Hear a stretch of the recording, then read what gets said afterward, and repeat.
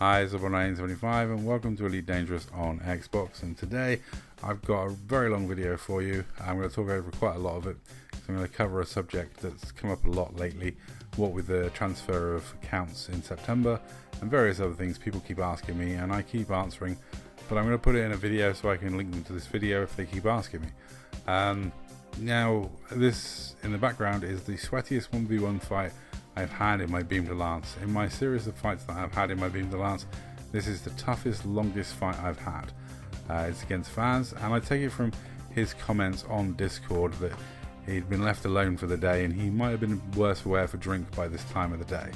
I think he would have hit a higher percentage of Plasmax normally, but it made for an incredibly sweaty fight. Vaz was doing everything he could to keep his buy weaves going out long distances, recharging them, various things like that. It was a very frustrating fight for me, but that's one of the things that makes the Phantom good in these 1v1s is you have a speed advantage over the FDL, so you can do that.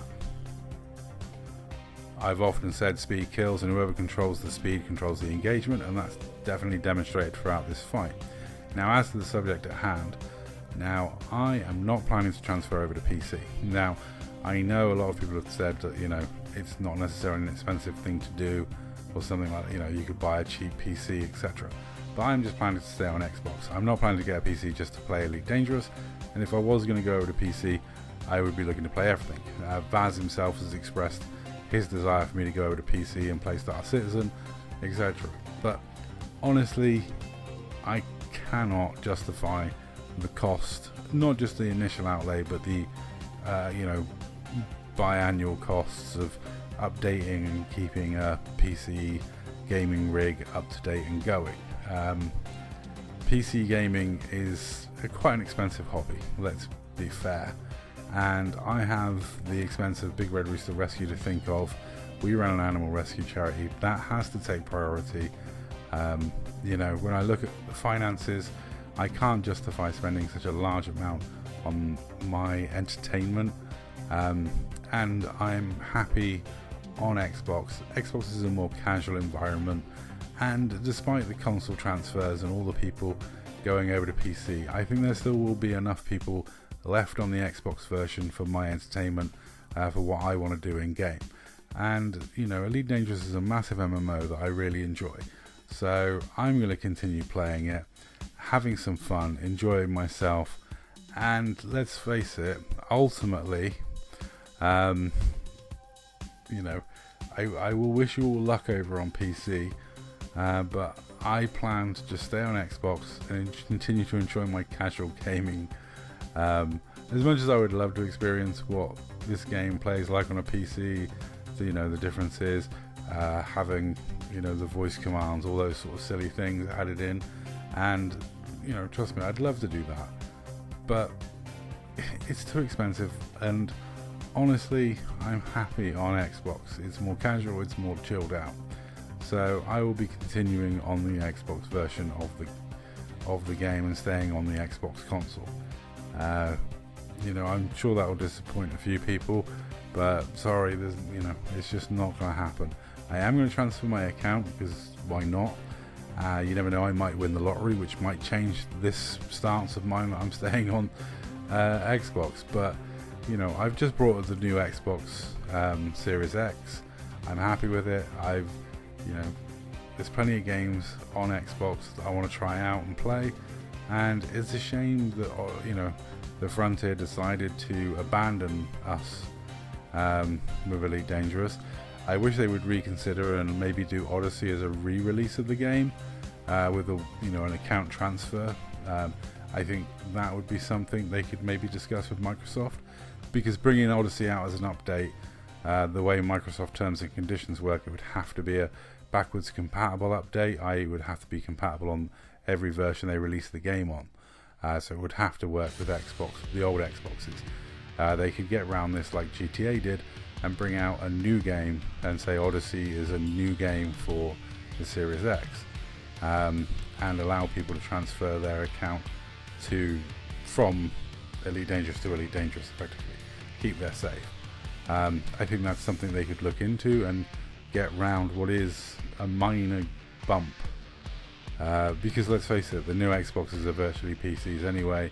They're well within the spec requirements of Odyssey.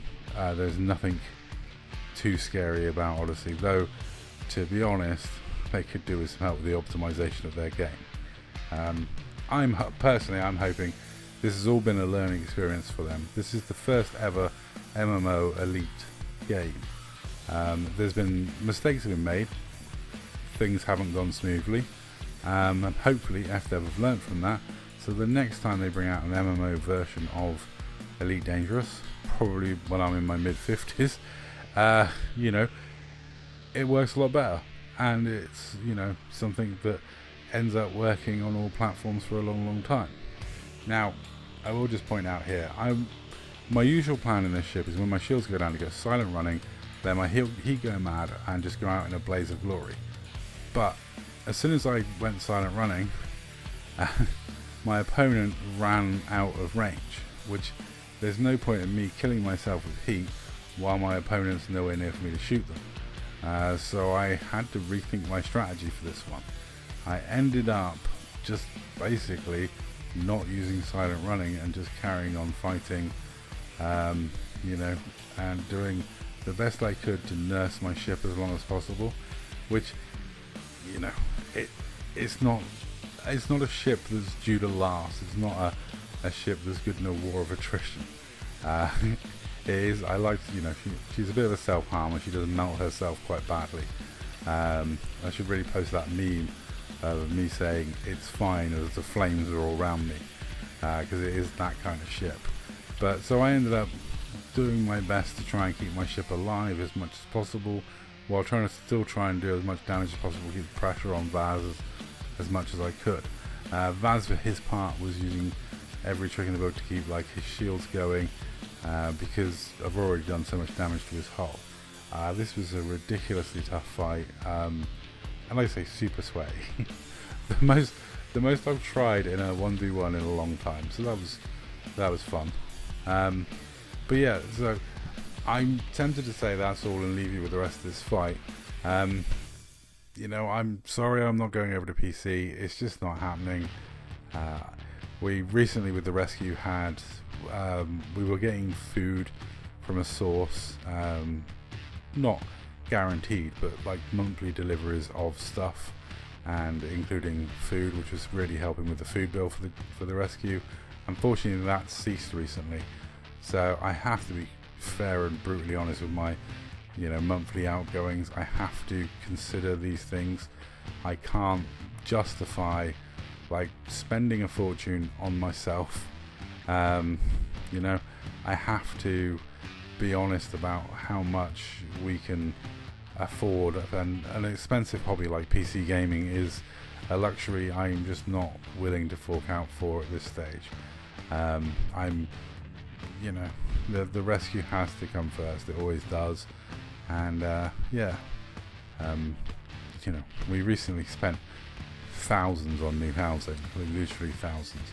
So those sort of things you can't. When you're spending thousands of pounds on housing, there is a lot of other costs that we got a lot of that money from donations, but there were other costs that went on at the time that we had to pick up ourselves. There's vet bills, there's feed bills, there's housing costs, there's the maintenance costs, the running costs. These are all things that have to be considered in a period where, if everyone's noticed, bills are rising, fuel costs are going up, just the whole, running around, collecting birds from all around the country, helping people rehome birds, just the travel expenses, all that comes into it.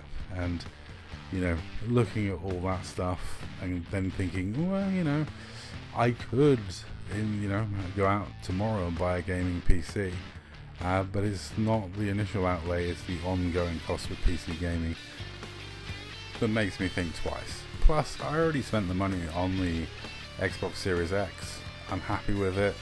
I've got Game Pass at the moment. There's so many games on there. There's so many things I want to try, and I'm still having so much fun playing Elite Dangerous on the Xbox version. And Vaz has got a PC, and plays Star Citizen on PC and plays his PC. Yet here he is on Elite Dangerous on Xbox, having a 1v1 with me. So that does give me hope. There's a lot of guys that will have PCs that will still come on the Xbox version. I think there are still a lot of people playing the Xbox version, and I think the Xbox version can survive on its own as Horizon's frozen in a time capsule keeping going. And maybe after that we'll relook at Odyssey, but I highly doubt it. I think they made their decision. They looked at the numbers, which is a bit of a shame. It does mean that the next iteration of the game, everyone on console is going to look at it and be like, well, they stitched us last time, which is, I think, going to affect sales in the future. I think it was just, the whole mess was just bad business for FDev. But that's my opinion. I'd love to know yours. Let me know in the comments down below. And I'm going to leave you with the rest of this fight playing out. It's a hugely sweaty encounter. There's some great sound effects towards the end that I'll let you listen in on. But I'll say that's all. Thank you very much for watching. Enjoy the rest of this fight, and GG to Vaz. It was an awesome one. That's all. Thanks for watching.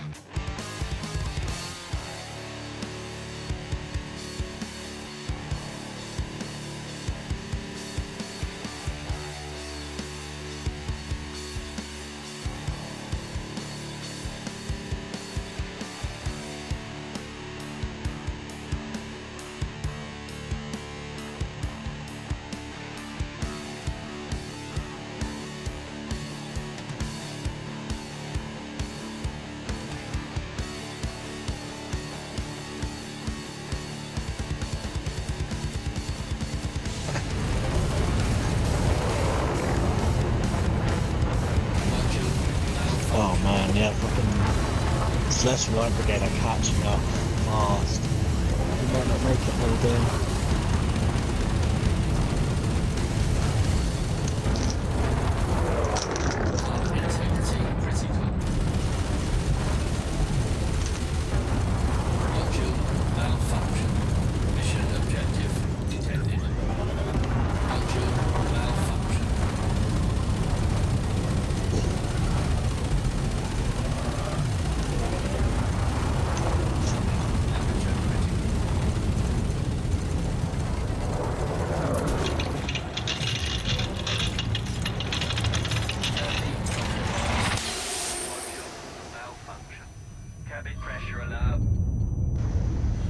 Atmospheric failure.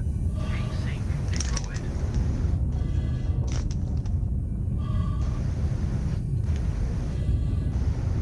Cabin pressure alert.